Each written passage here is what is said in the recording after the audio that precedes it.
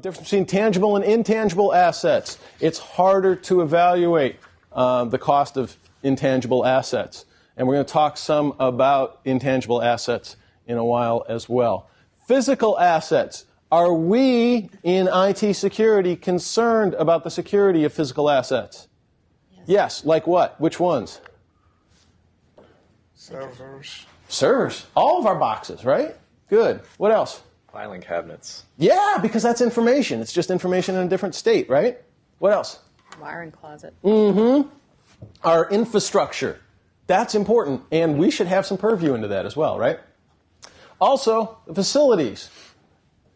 Can the environmental aspects of our structures impact how we do business? Yeah, heck yeah, all these things. How long does your building stay open if all your restrooms stop working? Anybody know? Anybody know what the OSHA regs are? Anybody know what your state law says? I haven't until I've been in a building where it went down, and then suddenly management is scrambling trying to find the answer to this question. How long do you keep in business till you send everybody home? For a while, the policy actually was, the temporary policy was, go across the street to the diner. The diner got sick of seeing us. The diner really didn't like it. I mean, their business didn't take a huge jump. All it did is we went through all their toilet paper. That's not a good thing, right? So yeah, these are all impacts on operations. And hardware, again, with your physical assets. Protecting your media, again, we can store data on both electronic and hard copy form. Both have to be protected. Should you encrypt media? Should you encrypt data on media? Book says yes. What's the risk there? Losing your key. Yeah, you can lose your key. And what's the deal with media? What's media so useful for? Portable. It's portable. It's eminently portable. If I give you encrypted data, I'm just giving you a bunch of time to try to decrypt it, realistically, right? However, it's smarter than letting it go into the wild without any encryption. That also gives you time, if you do lose it, it gives you time to sanitize and react to the fact that it has been inadvertently disclosed, and how are you going to handle that? So there's both sides to it. If you're getting rid of media, you have to sanitize it. We talked about degaussing, which is what? Magnet. Big old magnet, right? Overwrites. Can you just overwrite a drive and let it go into the wild? Not once. Not once. Good. What's a current DoD standard? 7. Is it 7? Is it 7 plus 1 with the random set? Yeah. I don't remember. Does that sound right? I think it's just 7. Is it just 7? Okay. There was a time where it was 3. You know, there are some products that'll give you higher than that. Anybody use Sea Cleaner? East Tech Eraser?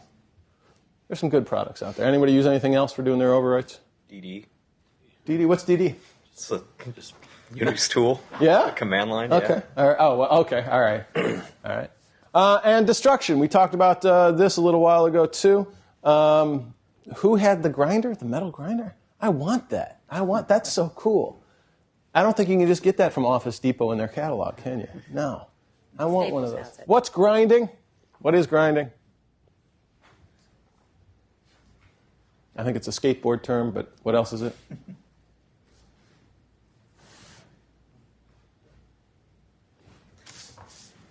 Take a power grinder, power sander, expose the plates, and just grind them. Yeah, literally. So they couldn't hold they're not shiny anymore, right?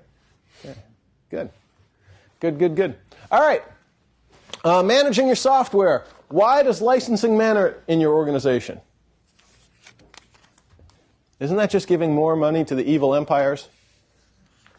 Why does it matter? Because you have to if you want to use the software. Yeah. Can you carry a whole bunch of liability into your organization by using an unlicensed copy of that software? Yes. You put everything at risk. That's a huge piece of jeopardy right there. Media sensitivity. Sometimes the software can help you control media at different levels. That can be a very useful thing. Can you mark software? Can you mark software? Some you can. Some you can. There are certain ways that you can have the user view have headers and footers that have the classification level on them. They can have different colors in the background.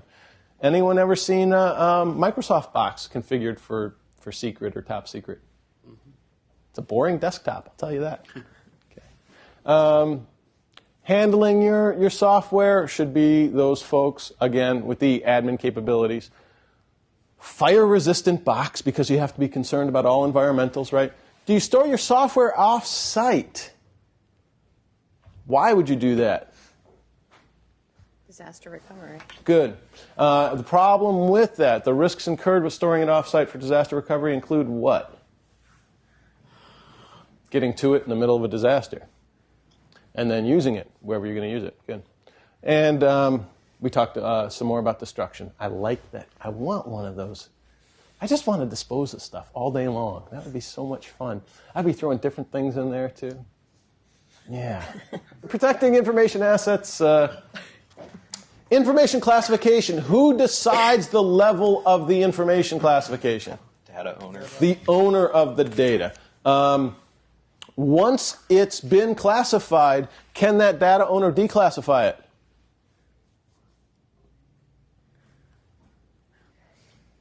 Usually not. Usually not. Usually they no longer have that authority. Once they've put that stamp on it and raised it to a certain level, that has to go through, I think it's called an OCR or an OCA, Original Classification Authority, something like that, where it's actually someone with the authority to bring that back down. Should this be done on a regular basis, though? Yes, absolutely. If it's been sitting in a file since World War II, maybe it's about time we declassified it and released it, right? We don't want to continue to have to pay for that locked filing cabinet. Questions on handling media, handling information, handling tangible and intangible assets? Good.